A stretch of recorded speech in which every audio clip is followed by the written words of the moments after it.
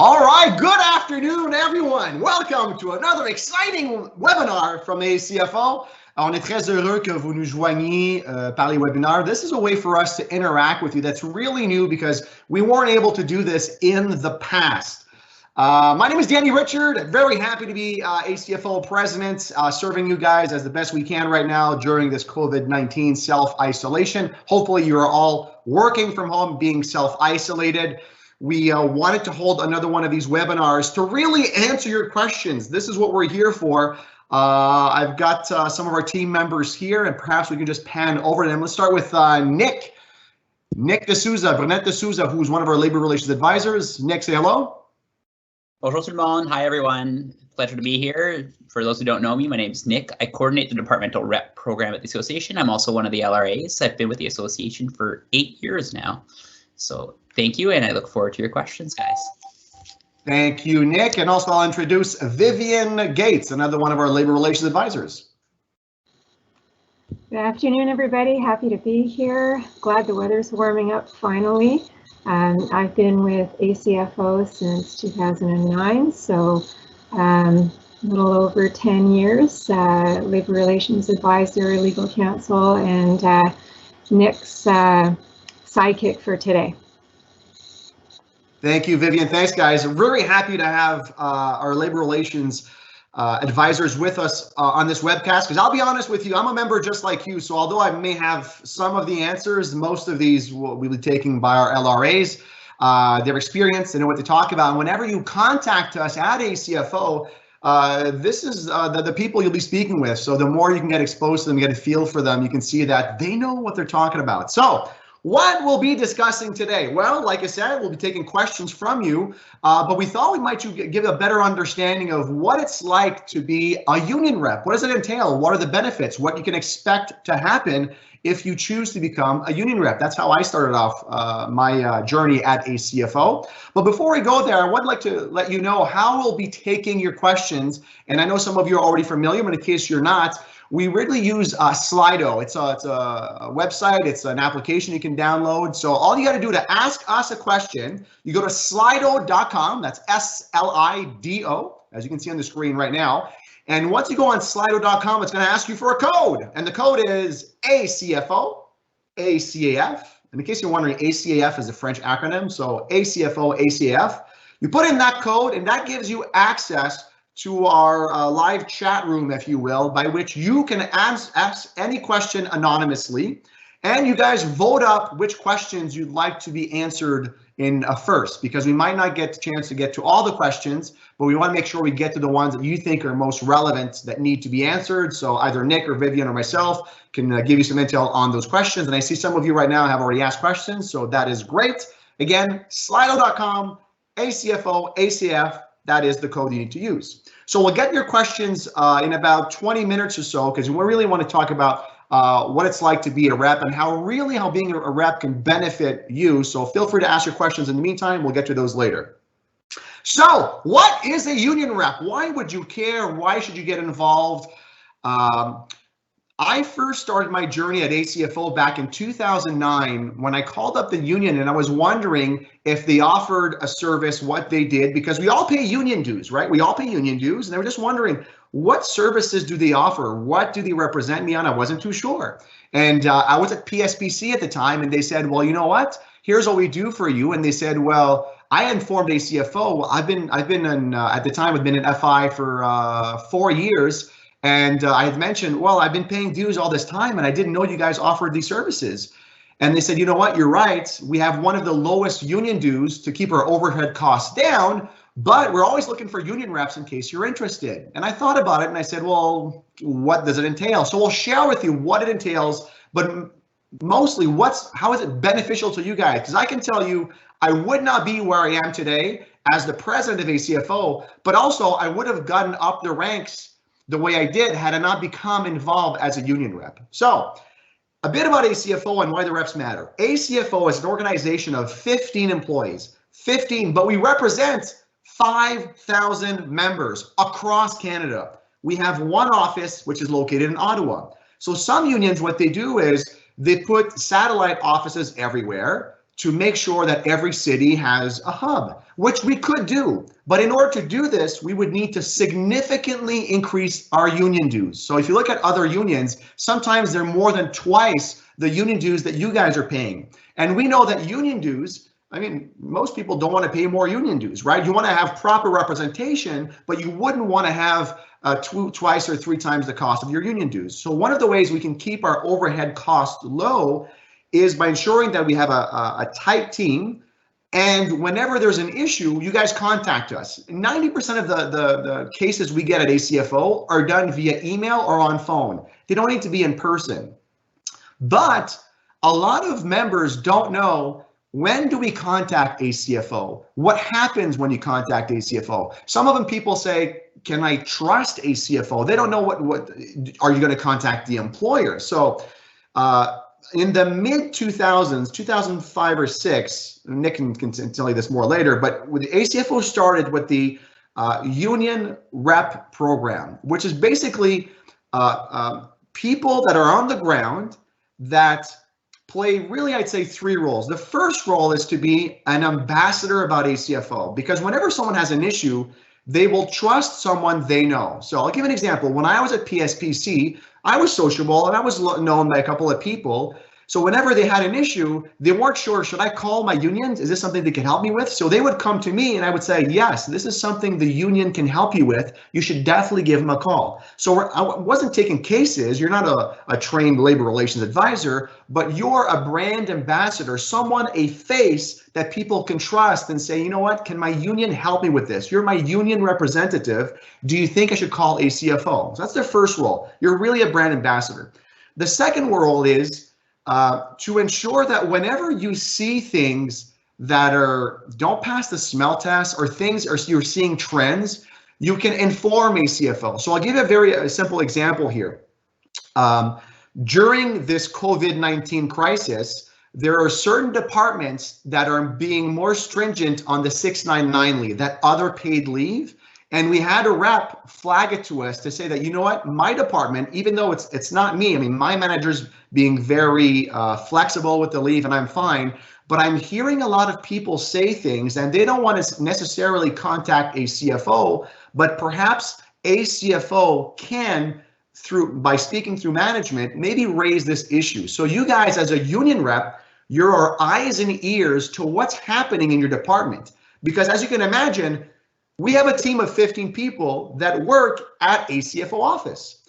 Our staff, as great as they are, they don't have all the intel or exposed to everything that's going on in over 70 departments, because we have members across Canada in 70 departments. We can never be on top of things, what happens. So when someone contacts us and say, for example, is ACFO doing something about this? Sometimes what will happen is we'll say, well, no one has informed us. We didn't know. So as a union representative, you can flag issues, trends, or even some good stuff. We had some union reps that would say, hey, my department is doing a job shadow program with DGs. I think this is great. Perhaps we can share this with other departments. And ACFO will say, yeah, that's great. So we will share information amongst departments, and all that comes from our union reps. So not only are you a brand ambassador, your eyes and ears, but the last thing you can do as a union rep is you can attend meetings, and Vivian will tell you more about what those meetings are, but it gives you access to potentially meetings that you wouldn't normally have access to. So all of this is volunteer work, but it's done during work hours. So you are on approved leave to attend a union meeting, for example, a union management meeting. You can go on a 2-hour meeting, you tell your boss, and you go, you're still paid. So you're not taking time off here, because we realize we don't want anyone to be out of pocket, but also as a union rep, we don't compensate our reps, right? You're not going to be making money. There's no salary on the side. It's really volunteer work. But the reason why it's so critical is the more intel that we have of the things, the issues that you guys are facing, the more we can help you. And I understand that sometimes we fear reprisal. We fear being blackballed if we actually raise the flag or say something, because you don't want to have your name necessarily attached to an issue. And I get that concern, right? I always say, look, senior managers really want to resolve the issue, and you shouldn't fear reprisal. But I understand sometimes if it's a specific manager, you might not want to have a name attached to something. So by seeing your union rep, perhaps through different channels like a union management meeting, we can address issues as a whole, not specifically yours, because the issue you're facing might be applicable to a lot of people. Another example could be performance management agreements. Perhaps there's a department that is really sticking with the succeed, right? The 3, when you think you should be a succeed plus. And when many members contact us and we're like, you know what, this specific department, it seems like they're really focusing on only giving a succeed, not the succeed plus. So that's really the 3 roles you can play. But what's more important, what's beneficial for you guys? Why would anyone even think of becoming a union rep? I'll tell you why. First of all, it gives you, like I said, it gives you access to information and people you wouldn't necessarily have access to in your day-to-day tasks. So again, I'll use my example because I can speak to this. I've lived through this. When I was at PSPC, I got along well with my team, with managers, and any FI at that time. But by going to a union management meeting, I had access now to a table of ADMs, Associate Deputy Ministers, that I would never have access to. I get to sit next to my CFO that normally would not even know who I was. I was an FI2 at the time. He couldn't care less who I was, not because I didn't do a good job, but simply because there's so many layers between myself and them. So when you're going to a union management meeting, you're exposed to people you wouldn't necessarily have an interaction with. So it gives you a spotlight of make a name for yourself. So when you have that spotlight, you can use it to make a good impression on people. So if you're at the table, you're well prepared, you're taking notes, you're dressed the part, and you act professionally, suddenly your name is out there, and your CFO, your senior management, will be more aware of who you are, and how you use that spotlight is up to you. Because if you're late for meetings, or the way you ask your questions, if you have any questions to ask, if you're more adversarial, maybe management will pick up on that and say, ooh, not too sure this person is ready for a promotion. But getting your name out there is critical. So you get to see senior management. You also get to be to see information you wouldn't typically have access to. So for example, right now we're talking about return to work, and I see there's a lot of questions about return to work here. Well, as a union rep, you will be at that table to have a discussion. How do you see the return to work would work? So you have access to information that normally you would not typically have at that part of the conversation. Normally you'd be on the receiving end. Now you get to consult and have a dialogue. And obviously, I mean, Nicole will talk about the training and how you're given the proper information to make sure that you're not left on your own here. But you do have access to some information that you wouldn't necessarily have. And perhaps the most important benefit is if you play it right as a union rep, it could definitely help for career advancement, because the more you're providing positive feedback, or maybe good judgment, positive attitude, you're getting involved, senior managers will see that as you're a problem solver. You're someone they want to have on their team. So whenever now you're going in an interview, and the interview panel is people you've seen before and they've interacted with you, now they're going to act perhaps in a biased, favorable way of saying, oh, you know what, I've interacted with Danny. He knows his stuff, and I think it would be good to have him at a higher level. So it's definitely can be helpful for your career. I'd also mention, if ever you want to get involved with ACFO on the board of directors, so if you're not aware, ACFO structures governance model. At the very top is the members, and the members elect board directors. Every single one of those directors right now started off as a union rep, because a union rep gives you access to more information, not just your department's information, but you get to see, I'd say, behind the curtains of how does it work with collective bargaining? How do we come up with a strategy? How do we decide which proposals we're bringing forward and which ones we don't? As a union rep, we have regular teleconferences, and I know some people watching right now are reps. You have access to more information, and that's what we want you to have, because we know that whenever someone that's in your team might ask you, hey, as a union rep, have you heard about this new collective agreement that ACFO just signed? You can say, yeah, we had a conference and here's what's happening. So not only do you have access to information to your department, but also ACFO's information that might lead to other things if ever you're interested in getting more involved with ACFO.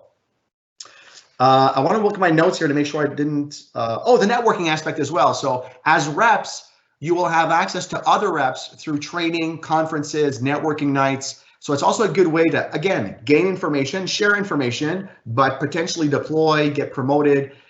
Your career development, a lot of it is based on who you know and making yourself a valuable asset. So having that dialogue through reps really can set yourself apart. I want to make sure I didn't forget anything else.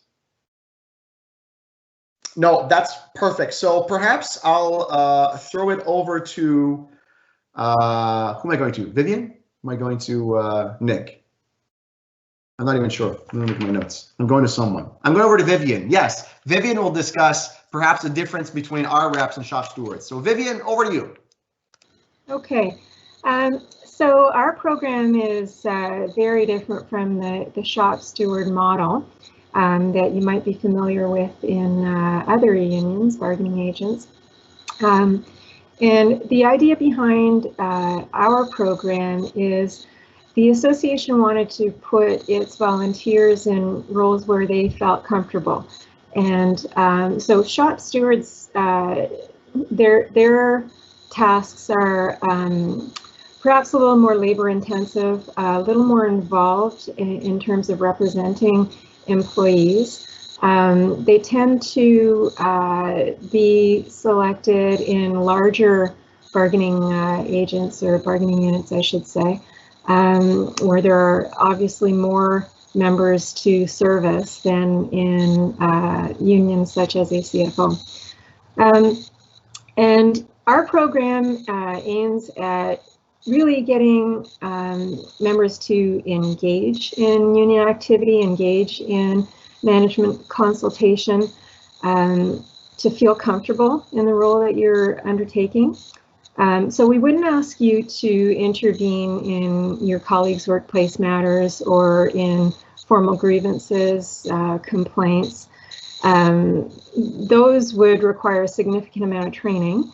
And so rather we have department reps act as first responders, the initial point of contact and information for other employees, and then you refer the matter that your colleague has approached you with over to us, our labor relations team at the national office in the NCR. And that shifts the focus away from the departmental rep, you, and allows you to preserve the positive working relationships that you've established with management and your colleagues. So it's a little bit of good cop versus bad cop. We let you be the good cop and try to maintain those positive work relationships, and then we work on some of the more contentious issues in the national office.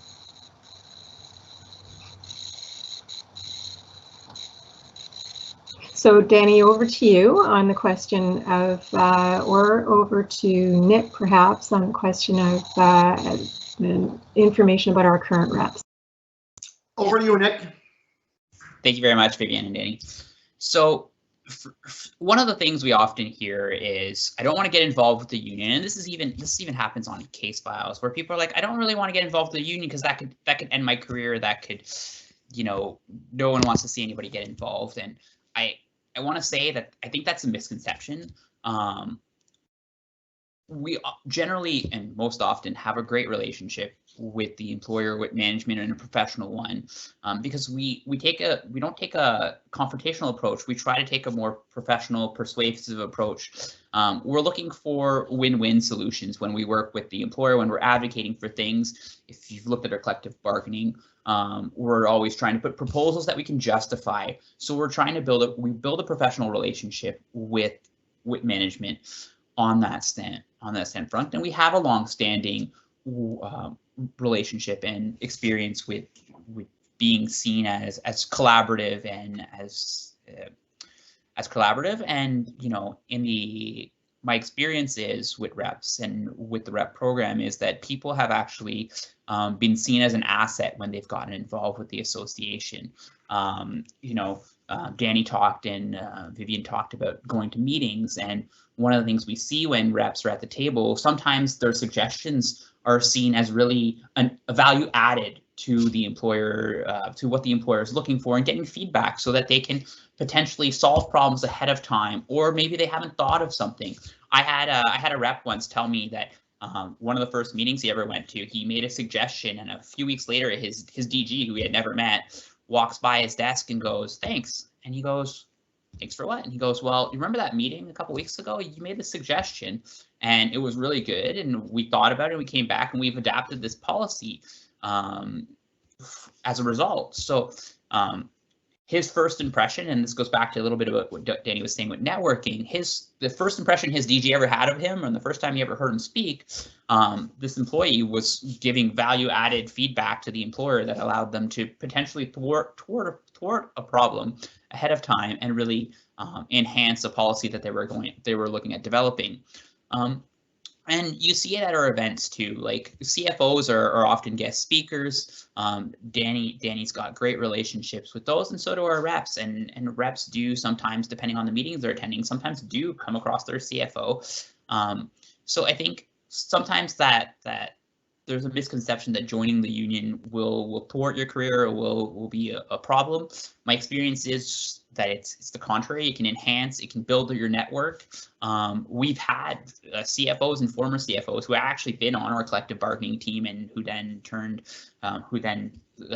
rose in the ladder and are now management representatives.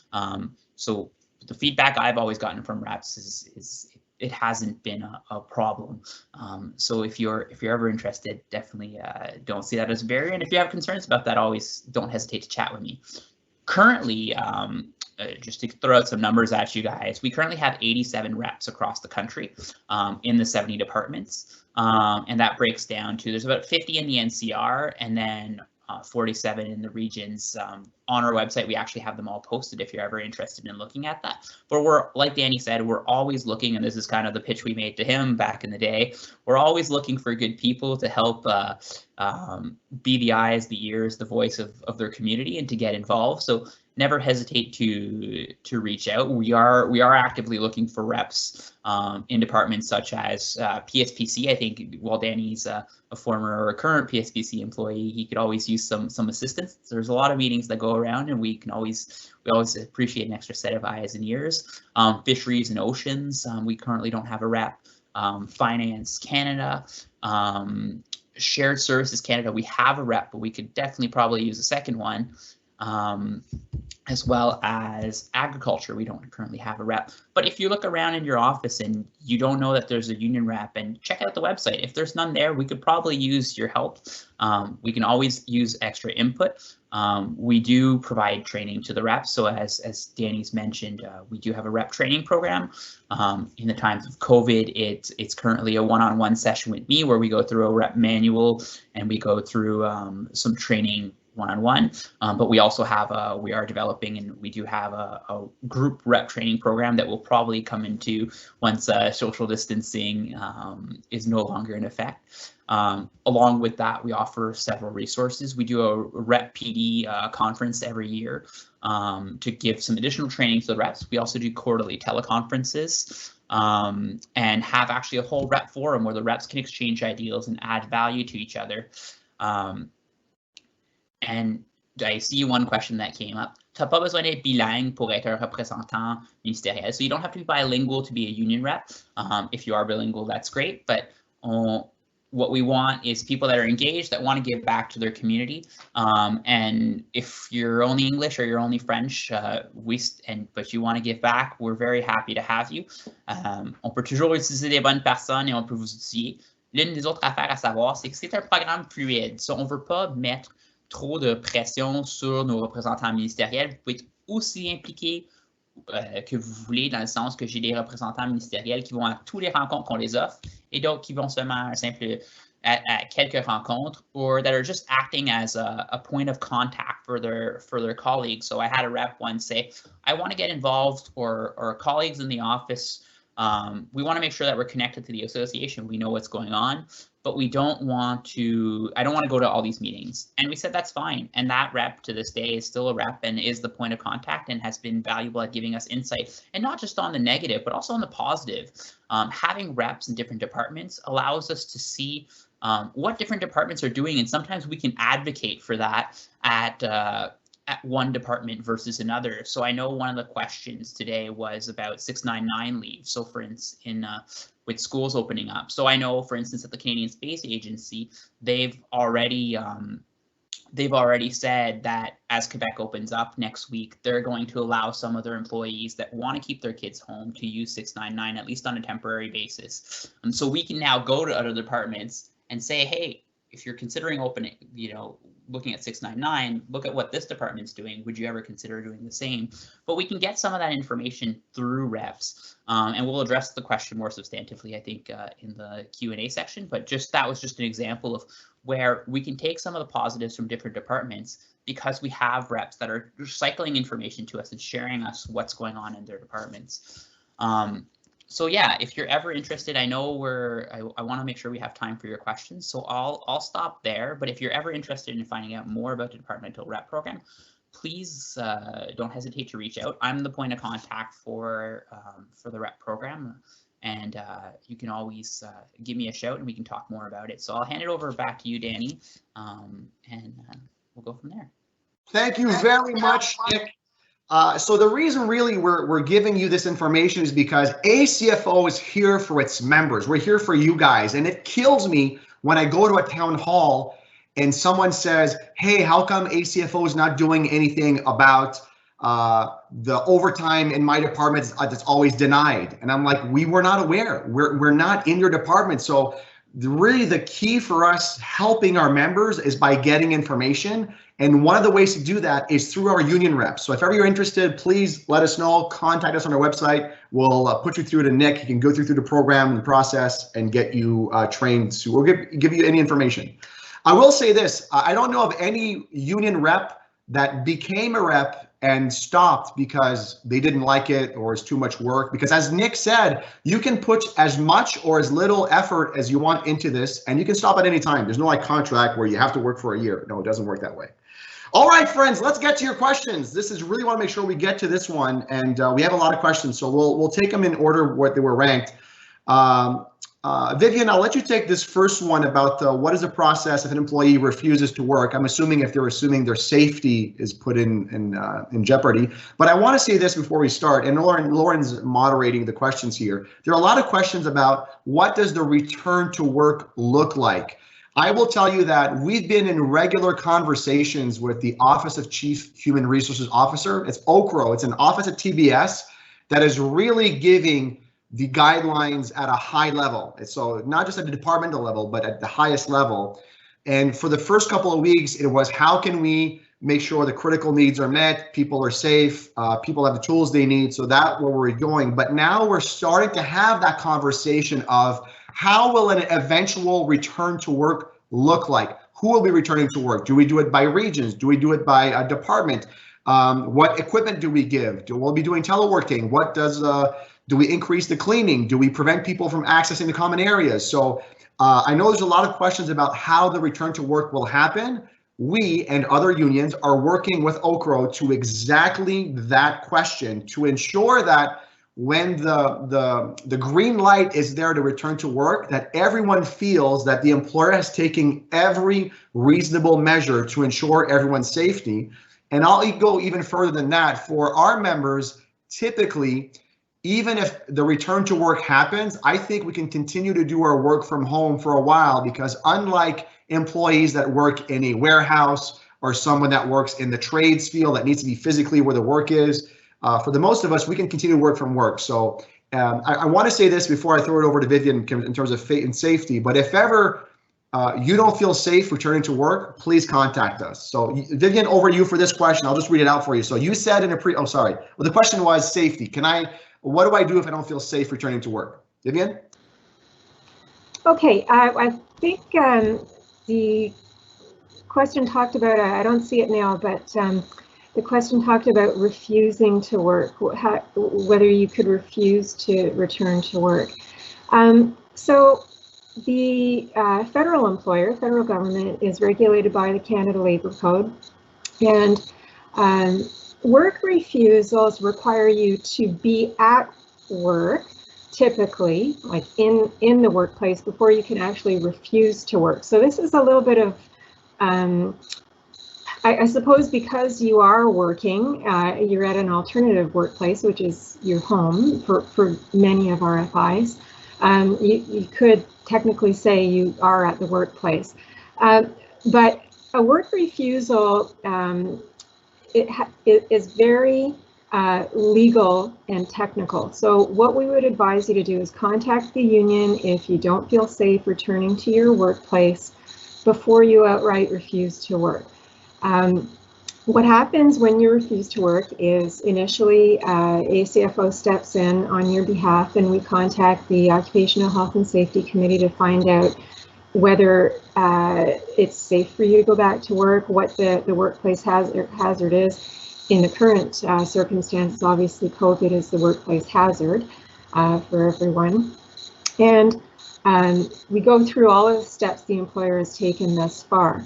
If we're not satisfied, then it goes a step further, and Labour Canada is contacted. Labour Canada sends an investigator in, one of their officers, to take a look at the workplace situation. So, yeah, COVID is obviously a unique situation compared to the average workplace situation, but the officer will come in and do an assessment, and if they assess that yes, this is an unsafe work environment, then they require the employer to render safe that workplace environment.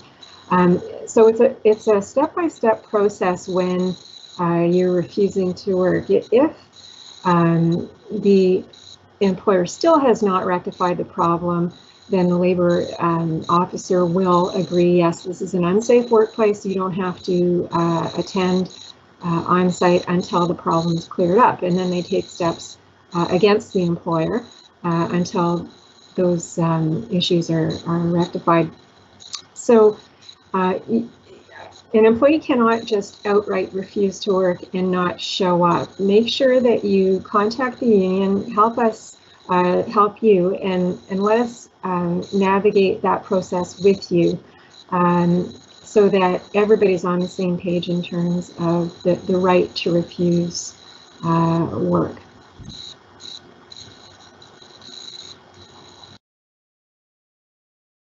Thank you, Vivian. We have a question on here about the year-end deadlines, and then Nick, I'll let you take the one on physical safety and physical issues. Year-end deadlines is something we quickly reached out to both the Receiver General of Canada and the Office Controller General, because they have to coordinate that effort.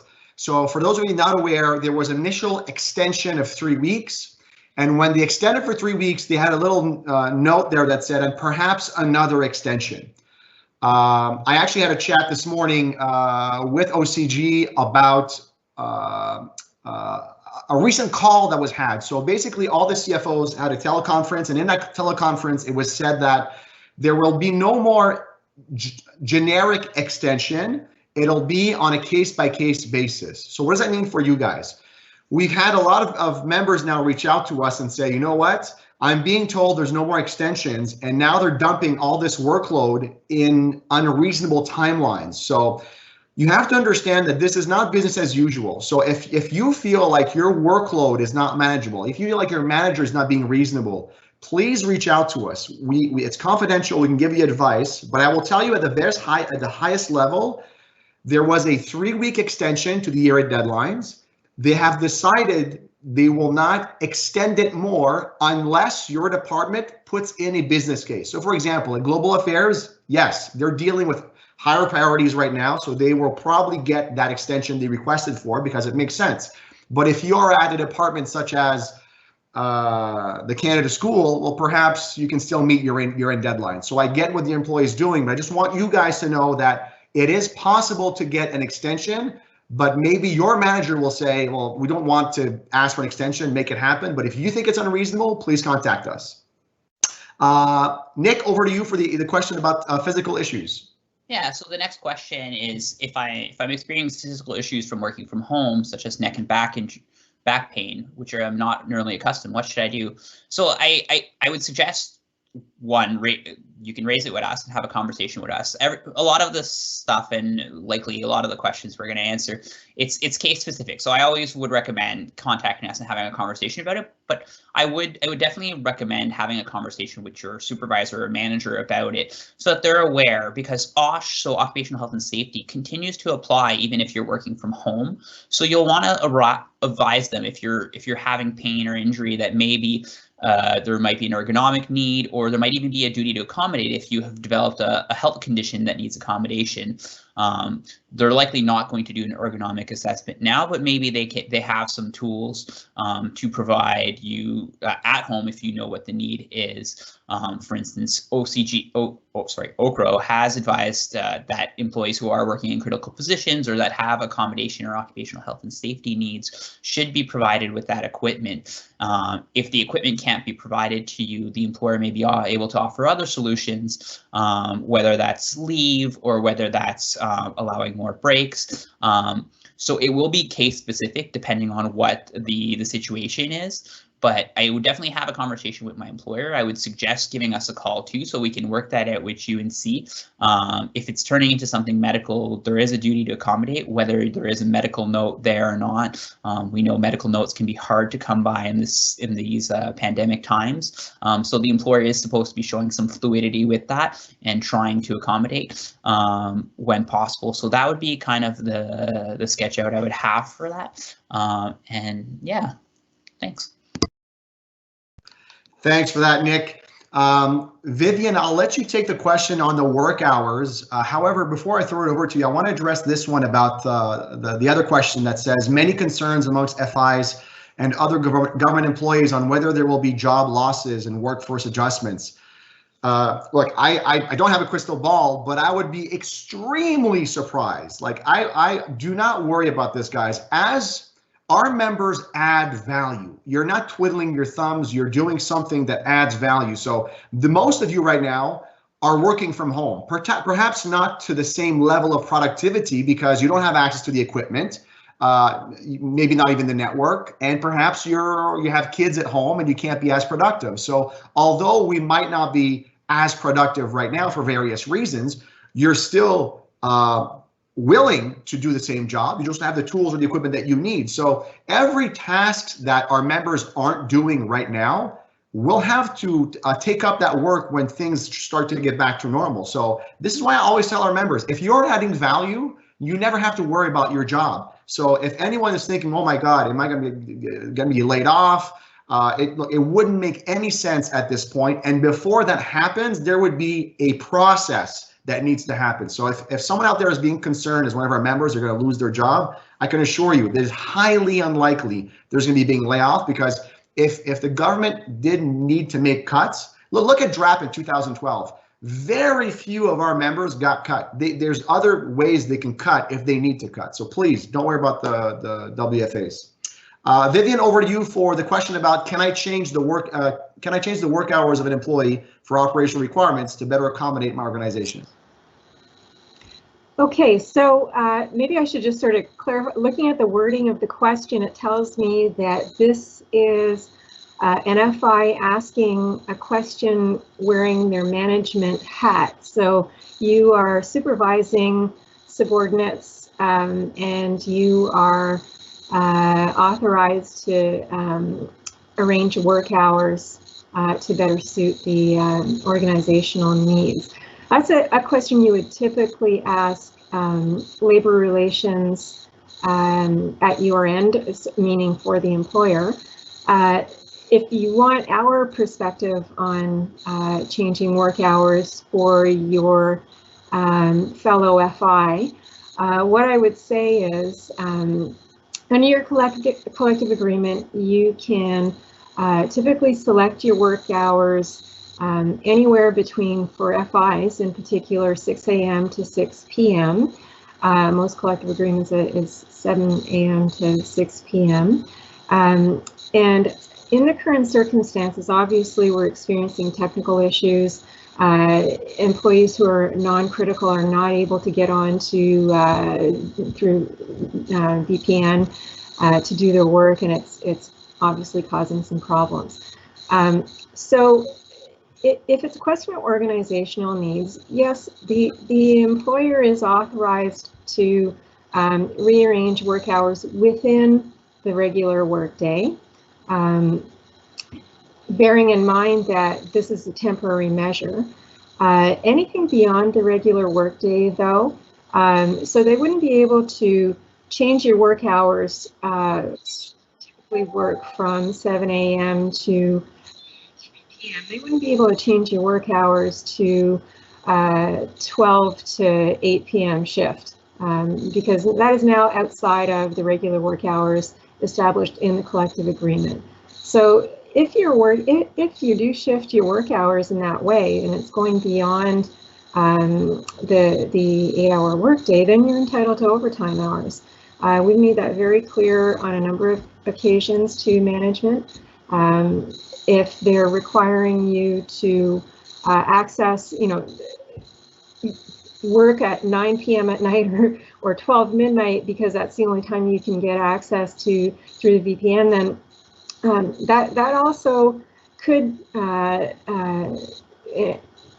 amount to callback pay. So that your work hours are set within the regular workday, not beyond, not before. Thank you, Vivian. Vivian, while she was speaking there, just brings up a good point. Whenever something, from the employee standpoint, not from the manager standpoint, because as Vivian pointed out, when you're a manager and you have questions about your employees that you manage, you should go to the labor relations on the department side. When you call ACFO is really when you have issues with your coworkers or your bosses, but when something doesn't seem right or fair or safe or reasonable, reach out to us. It's free to contact ACFO. I will tell you, Vivian and Nick, if they were in the private sector, they would charge you $300 or $400 an hour, and you have access to them unlimited. I mean, you can literally just call us and ask us everyday questions. That's what they're here for. So feel free to let us know when you have questions that just something doesn't work well for you. I want to take a question that was, so Nick, I'll let you take the question about the province return to work, but one of the questions was about, I'll just read it out loud. How can the employer continue justifying ABW, that's activity-based workplace, now that we know that how important social distancing is? Will ACFO lobby to give us closed offices again? So good question. ACFO's position on ABW has always been the same, which is for certain people it works well, certain people love it. Certain members say, you know what, I've got more sunlight, I get to interact more. And the other people that say, it's not for me, I get distracted too easily, I don't like having my own office. So what we'd want to have is you can offer the options. Some of people that want to be together and then on hoteling. So basically you come in, you pick your desk and you can change it. But this is a very valid question. I don't think in the assessment of should we have hoteling stations that the risk of an epidemic was weighted this high. So I mean, did they have concerns? Sure. But the savings around money outweighed this one. So this is a very good point. For those of you right now that work in an office building where you don't have a fixed office, where every day you're changing your office, we'll talk about spreading germs and viruses. It's a cesspool. So when we're going return to work, I suspect anyone that's in a hoteling building right now, they might be one of the last ones because we want to make sure we're distancing, things are cleaned every night. So is ACFO lobbying? Yes, to the extent that we want to make sure people are safe and can be put in a productive environment. I would never say we're categorically against it because there are certain employees that they prefer it this way. It's just better for them. Nick, over to you. I think we had two questions about what if my province opens before the other one.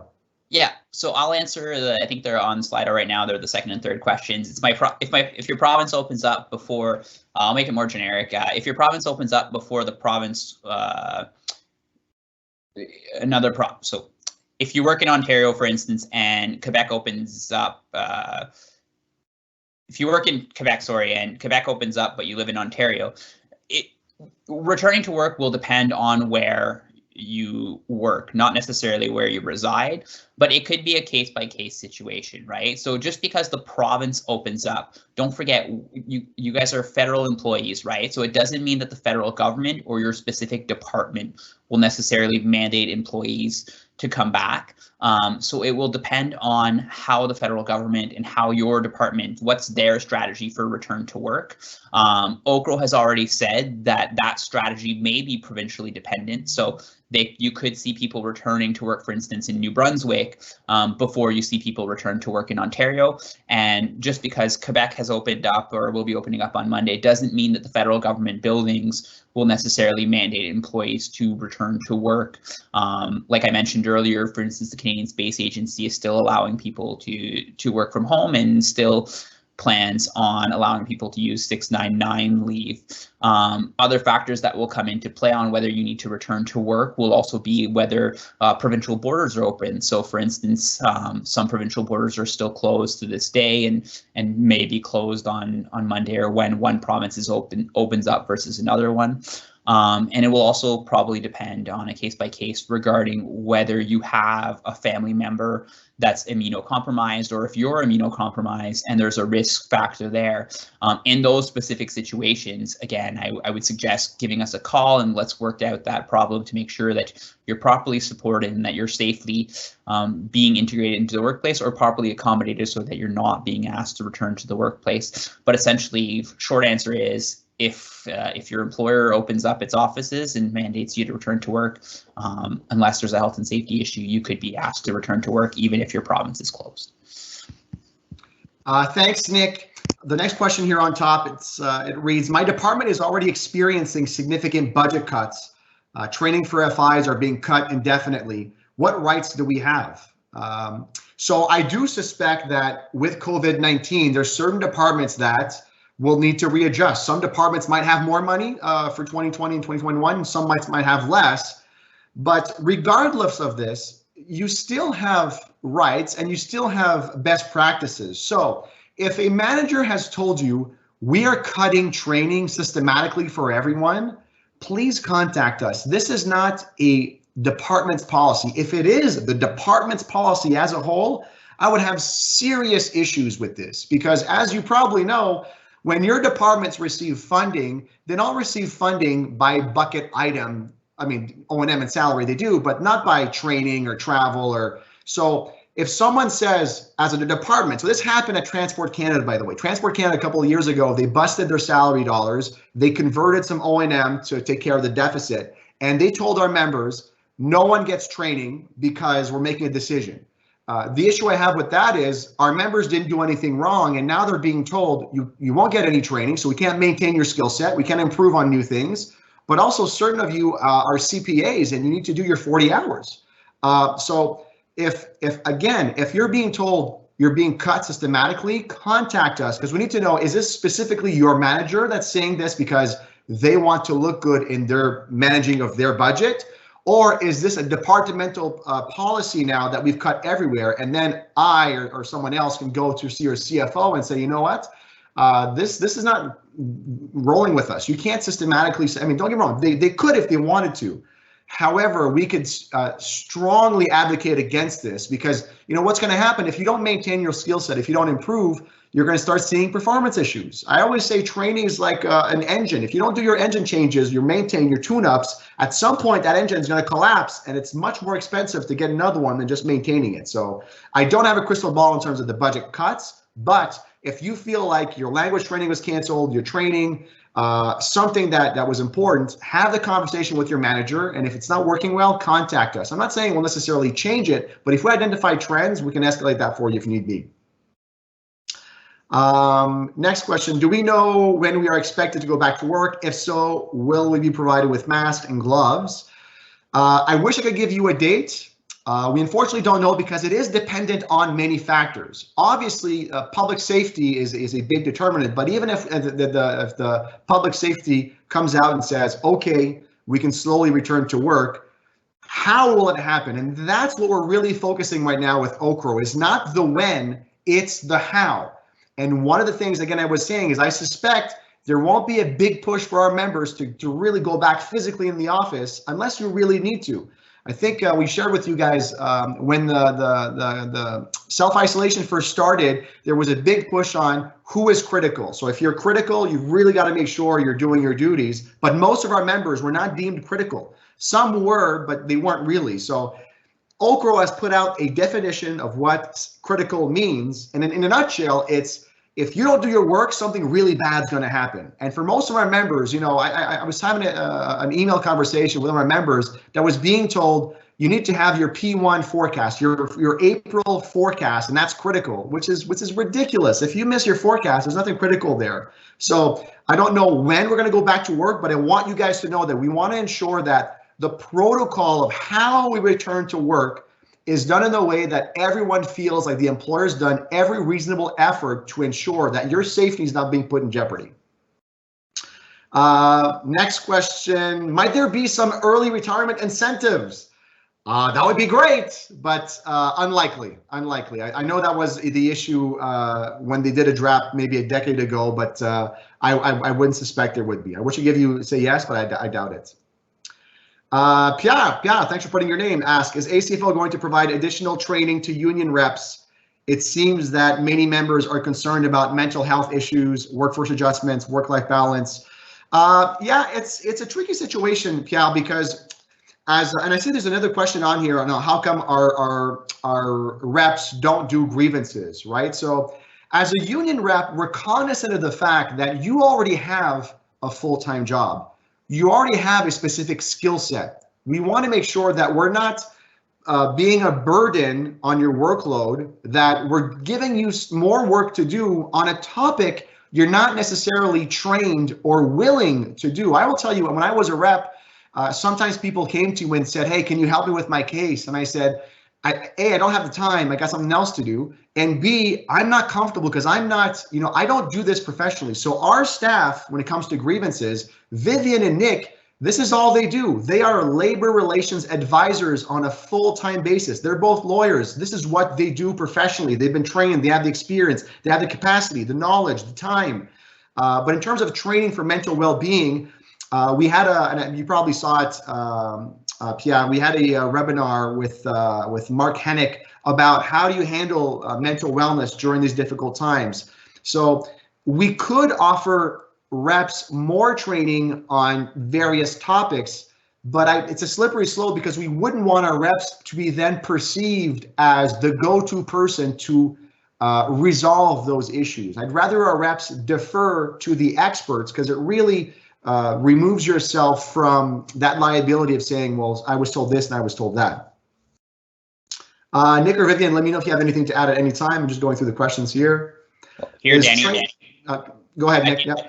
I can add to that too. Yeah. One of the things too, though, for departmental, for if you have ideals on mental wellness, work-life balance, activity-based workplaces, whatnot, that's a good reason to also join the rep program, in the sense that while we don't ask our reps to provide individual services to members, we do consult our reps with either focus groups to come up with strategies and to get input and to get a pulse of our membership on what's important. And if you think that there's somewhere where you can be value added or you have some suggestions, you know, we're always looking for suggestions, ideals, and people that want to help us create those things. So don't hesitate to become a rep. It's a great reason, and we do still offer some general training when we do have our annual PD day. So for instance, about 5 years ago when we did our PD day, we did a whole session on harassment in the workplace, and we had the workplace harassment coordinators of one of the departments come in and give some input on how our reps could be value added or help, just giving knowledge, general knowledge to the members on the harassment, on what the harassment office does, not so that they would get themselves involved in a specific harassment complaint, but if they were looking for resources so they kind of knew what that was. Do you want me to take the question on, is training time off while I'm on here, Danny? Yeah, go ahead. So is training time off as a union rep covered under the collective under the leave provisions? So generally, you shouldn't be out of pocket as a result of being involved with the union. So the training that you would do with me one-on-one, some of it is voluntary and sometimes it's done during either lunch or a break. If we are providing training that is longer lasting, so for instance, or when we do our PD day for a day, we usually have a per diem to cover off so that you're not out of pocket, because our goal isn't you won't flourish financially as a result of being a rep, but you also shouldn't be put out of pocket for that. If you're going to departmental meetings, most departmental meetings are covered through either in their terms of reference are usually on paid time by the employer, and there are leave provisions for that. So short and long of it is you usually shouldn't be dipping into your vacation leave, your family related leave, or any other type of leave, your personal leave, to have to participate and to be involved. And even the employer generally wants people to be involved because it helps them. It gives them the pulse of their employees just as much as it gives us the pulse of our membership. So they're quite happy to have people at the table to consult with and to hear from. Thanks, Nick. And we'll just take these last three questions, and maybe Vivian, you can take this one. Again, it's a question on work hours, and it's relevant because we're getting more and more questions on this. So the question is, can my manager change my hours of work from 6 a.m. to 8 a.m. for operational requirements? Okay, so when you look at your collective agreement under hours of work, and I'm going off the top of my head because I don't have the collective agreement in front of me, but I think the article says whenever possible, the employee will be allowed to choose their hours of work between 6 a.m. and 6 p.m. in a regular work day. If there are operational needs right now, or more generally, the employer can request that you change your work hours, but you have to factor in a number of things before the manager goes ahead with that. And that's why management should be consulting with the employee before they unilaterally change your work hours. First, they should be asking, do you have any accommodation needs? For example, do you suffer from a disability that requires accommodation, where shifting your work hours would create undue stress on you or exacerbate your illness? Another accommodation need might be that you have childcare issues. You've made arrangements with someone to come in and take care of the kids while you are trying to get some work hours in, or you are the primary caregiver at a certain time during the day because your partner is unable to go pick up the kids at the end of the day, and so this is why you have to. You don't have anybody else that you can rely on to go pick up the kids. Perhaps you have an elderly parent that you've got to take care of that requires assistance, or requires that you administer medication at certain times. So there are lots of variables that can factor into your work hours. So being able to choose your work hours, it is not it's not mandatory that the employer has to allow you to choose those work hours. It's wherever possible subject to operational requirements. Thanks, Vivian. And perhaps I would add, so operational requirements is as sometimes what the employer will use and say, well, operational requirements, but if those operational requirements don't make any sense to you, right? So for example, if you're an FI and you used to start at 6 o'clock and you get your job done, there's no reasons. And this notion of, well, what is the operational requirement? Feel free to ask that question. If you know what your tasks are, what your deliverables are, and if you're really confident that you can get your job done from 6 a.m. to 2 p.m. and there's no issue, definitely have that dialogue. And if you feel like that operational requirement doesn't make any sense, contact us. We can ask that question as well. Sometimes it's easy to say operational requirements, but really it was just a preference from the managers. So Vivian brings up a good point that yes, they can, but there's certain circumstances by which if you need to drop your kids off at daycare, or well, maybe it's not feasible for you. So definitely contact us. Okay, friends, last two questions.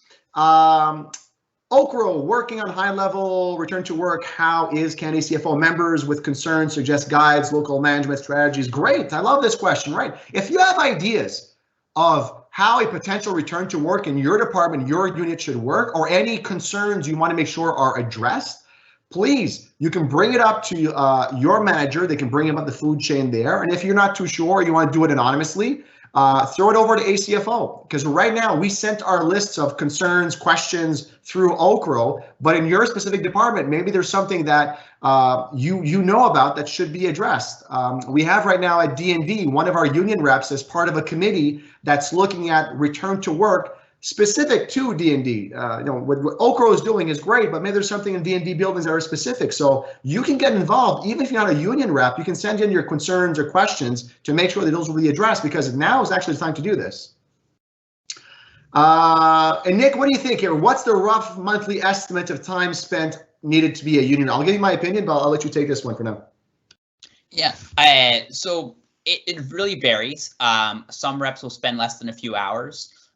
Depending on if they're just acting as a point of contact, it may be as little as 1 or 2 hours, depending on the month and how many questions. If you're on a committee, or a working group, you may be asked to do more, because the committee may meet once a week, and you may be doing a little bit of research on the side or whatnot.